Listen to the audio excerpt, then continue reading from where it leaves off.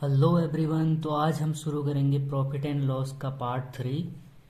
इसमें पहला क्वेश्चन हम करेंगे, किसी वस्तु को 462 रुपये में बेचने पर उतना ही लाभ होता है जितना उसे 308 रुपये में बेचने पर हानि होती है।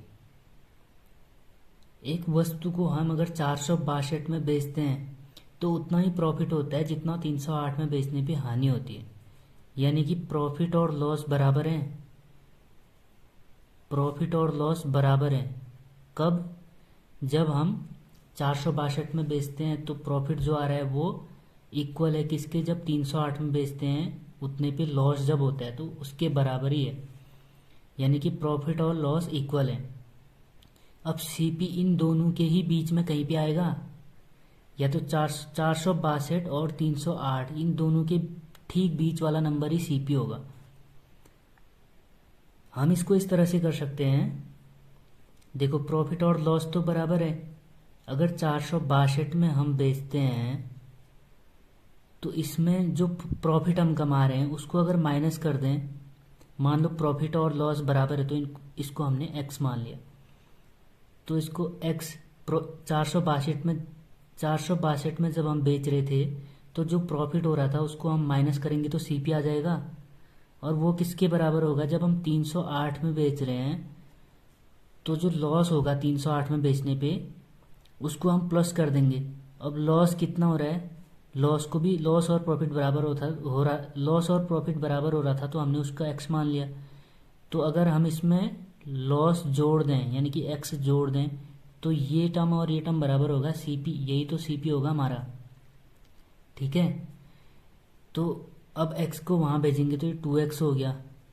इसको यहाँ लेके आएंगे तो माइनस करेंगे, इसमें से इसको घटाएंगे तो कितना आ जाएगा? 154। इसमें से इसको माइनस करोगे तो 154 आ जाएगा। अब x की वैल्यू क्या आ जाएगी? 2 से डिवाइड करोगे इसको, 2 7 77 आ गई x की वैल्यू। अब सीपी कॉस्ट प्राइस क्या होगा हमारा? क्रय मूल्य क्या होगा? क्रय मूल्य होगा या तो ये वाला टर्म या तो ये वाला टर्म। अब 77x की वैल्यू आ गई तो इसमें से 77 माइनस करोगे तो सीपी आ जाएगा, या 308 में 77 ऐड करोगे तो भी सीपी आ जाएगा। ये करोगे तो 8 से 14 एक 15,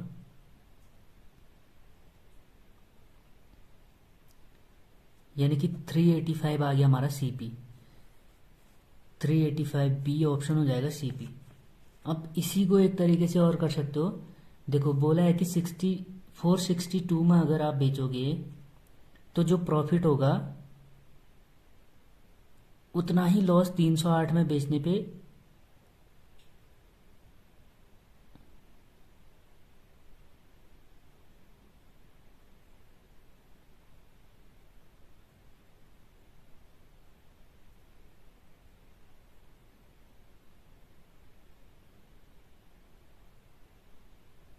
होगा।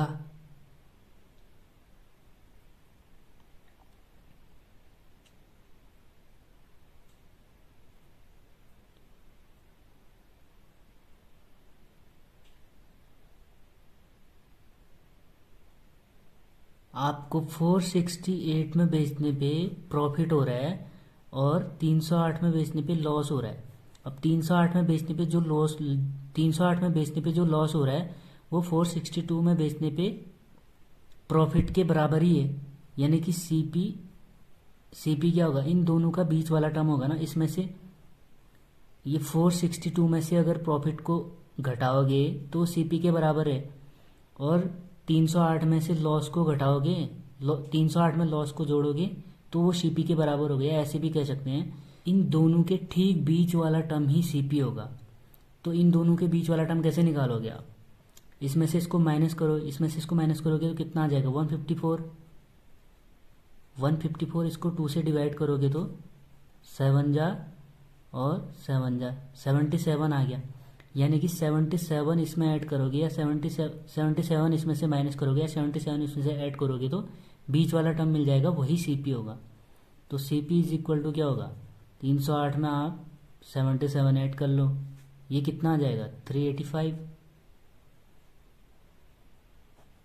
ऐसे भी कर सकते हो। अगला क्वेश्चन है, एक व्यक्ति ने 10,000 रुपये में संतरे की 25 पेटियां, यहाँ पे होगा खरीदी, 25 पेटियां खरीदी, 25 पेटियां खरीदी और 5 पेटियां खो दी, 5 पेटियां खो दी। उसे कुल लागत का 25% लाभ अर्जित करने के लिए बची हुई प्रत्येक पेटी को कितने रुपए में बेचना होगा। क्वेश्चन में कह रहा है कि एक व्यक्ति 10,000 रुपये में संतरे की 25 पेटियां खरीदता है और 5 पेटियां उसकी खो जाती हैं, तो कितनी बची, 20। अब 20 पेटियों को वो कितने रुपए में बेचेगा 25% का प्रॉफिट कमाने के लिए, ये पूछे। अब देखो 25 पेटियों को कितने में खरीदा, 10,000 में,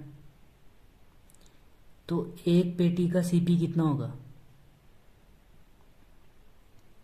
एक पेटी का सीपी आ गया 400। अब 5 तो उसके खो गए, अब 25% का प्रॉफिट कमाना है उसको, 25% का प्रॉफिट कमाना है, यानी कि 10,000 पे ही तो 25% का प्रॉफिट कमाएगा। 10,000 का 125% कितना होगा, इतना आ जाएगा। अब उसके पास 20 पेटियां बच गई, 20 पेटियां, वैसे 20 पेटियों का कॉस्ट प्राइस कितना होगा, एक पेटी का 400 है, तो 20 पेटी का 8,000। लेकिन अब हमको 20 पेटियों को कितने में बेचना है, 20 पेटियों को बेचना है एक 12,500 में, 12,500 में बेचना है ना, प्रॉफिट कमाना है 25% का। तो यहाँ से एक पेटी कितने की बिक जाएगी, 20 से डिवाइड करोगे तो आ जाएगा 20 छक 120, 20 दूनी 40, 20 पंचे 100, यानी कि एक पेटी 125 रुपये में हमको बेचनी होगी। हमने क्या किया, 25 पेटियां 10,000 में खरीदी थी, तो एक पेटी कितने की पड़ी, 400 की पड़ी, पर हमको 25% का प्रॉफिट कमाना है इसी रेट पे, इसी सीपी पे ही तो 25% का प्रॉफिट कमाना है। तो इस पे 25% का प्रॉफिट कितना हो गया, 12,500, यानी कि अब उसके बाद हमारे पास बची हैं 20 पेटियां, क्योंकि 5 तो खो गई, तो उन 20 पेटियों को हमें इतने में बेचना होगा, तभी तो 25% का प्रॉफिट कमाएंगे। तो 20 पेटियां अगर 12,500 की बेचेंगे तो एक पेटी कितने की बेचेंगे, 625 की, यानी कि एक पेटी का सेलिंग प्राइस आ गया 625। ये आंसर हो जाएगा हमारा। क्वेश्चन नंबर 3 है,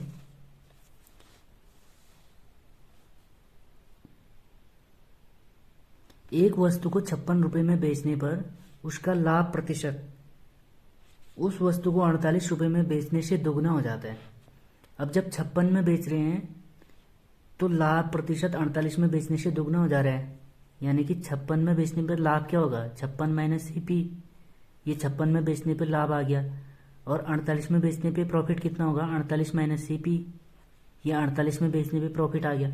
अब 56 में बेचने पे जो प्रॉफिट है वो 48 में बेचने से दुगना है, तो इसको सॉल्व करोगे, 56 माइनस सीपी 96 माइनस 2 से अंदर मल्टीप्लाई कर दोगे 2CP, तो ये CP इधर आएगा प्लस का हो जाएगा, तो माइनस करेंगे तो CP इज इक्वल टू, ये यहाँ आएगा तो 96 माइनस 56 कर देंगे तो कितना आ जाएगा, 40, तो CP इज इक्वल टू आ गया 40, यही निकालना था ना, तो वस्तु का क्रय मूल्य क्या होगा, 40 आ गया।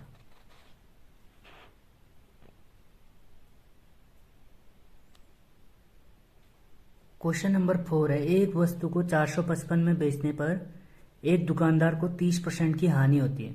30% लाभ प्राप्त करने के लिए उसे वस्तु को किस मूल्य पर बेचना चाहिए। तो 455 में बेचने पे उसको क्या होता है, 30% की हानि होती है, यानी कि यहाँ से CP निकाल सकते हैं।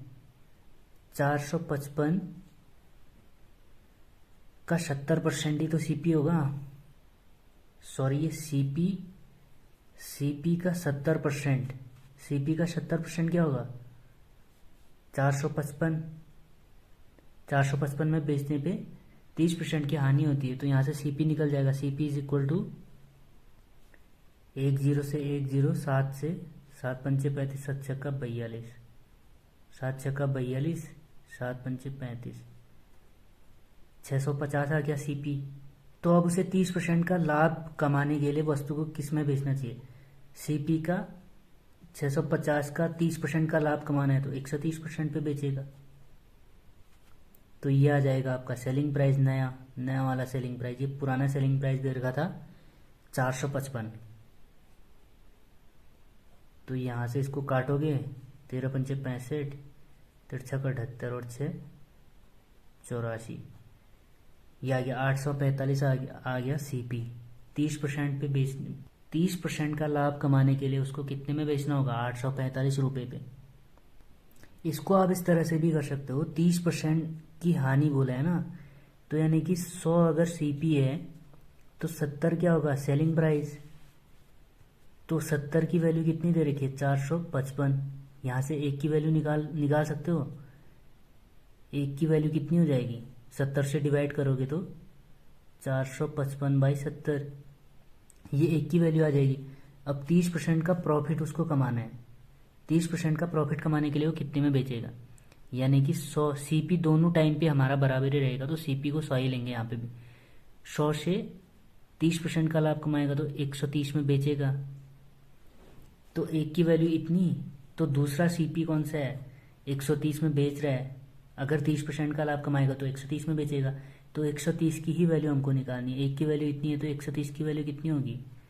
455/70 इंटू 130, यह आ गया। इसको 0 से 0 काटो, इसको काटो, 7 छक 42, 7 पंचे 35, 65 गुणा 13, 65 गुणा 13 करोगे तो ये वही आ जाएगा, कितना? 845। इस तरह से भी कर सकते हो। सेकंड, अब अगला क्वेश्चन है, यदि एक वस्तु को 6% और 4% लाभ पर बेचने पर विक्रय मूल्यों में अंतर 3 रुपये है, तो वस्तु का क्रय मूल्य क्या होना चाहिए? तो 6% और 4% के लाभ में बेचना है तो विक्रय मूल्य में अंतर कितना होगा? विक्रय मूल्यों में भी तो अंतर 2% का ही होगा, यानी कि 2% का अंतर किसके बराबर है? 3 रुपये के बराबर। तो 1% का अंतर बराबर 3/2। तो सीपी था कितना हमारा? 100%। 100% ही तो सीपी होगा। 100% सीपी था, उसमें 6% और 4% के प्रॉफिट में बेचने पे, यानी कि 106% में एक को बेचा और 104% में एक को बेचा, तो विक्रय मूल्य में जो अंतर है वो 3 रुपये का अंतर है। तो क्रय मूल्य निकालना है। क्रय मूल्य कितना होगा? 106% में बेचा और 104% में बेचा, यानी कि 2% का अंतर है 3 रुपये के बराबर। 2% का अंतर 3 रुपये के बराबर, तो 1% की वैल्यू 3/2। तो 100% सीपी है, 100% की वैल्यू 3/2 गुणा 100। इससे इसको काटेंगे 50, 50 गुणा 3 करेंगे तो 150, यानी कि 150 रुपया आंसर आ जाएगा। अब अगला क्वेश्चन है, एक वस्तु को 18% के लाभ पर बेचा गया, यदि इसे 49 रुपये अधिक पर बेचा गया होता तब लाभ 25% होता। वस्तु का क्रय मूल्य ज्ञात करना है आपको। देखो, इसको भी उसी तरह से 100 से लेके आप कर सकते हो। 18% के लाभ पर बेचा गया था, यानी कि 100 से 118 में बेचा गया था। यदि इसे 49 रुपये अधिक में बेचा होता तो लाभ 25% हो जाता, यानी कि 100 से 25% का लाभ हो जाता ना। तो 100 से 125 रुपये में अगर बेचा होता तो 25% का लाभ, 25% का लाभ हो गया, यानी कि इसमें क्या बोला है? 49 रुपये अधिक में बेचा होता। तो ये 118 में बेचा था, ये 125 में बेचा है, तो इन दोनों का डिफरेंस कितना है? ये डिफरेंस ही 49 के बराबर होगा। 49 रुपये अधिक में बेचा होता तो बोला है। यह आ गया 7 का डिफरेंस। ये 7 यूनिट की वैल्यू ही 49 है, तो 1 यूनिट की वैल्यू कितनी आ गई? 7। 1 यूनिट की वैल्यू 7, तो वस्तु का क्रय मूल्य क्या है? 100। तो 1 की वैल्यू 7, तो 100 की वैल्यू कितनी? 700। 100 क्या था हमारा? CP. CP is equal to 700 आ जाएगा।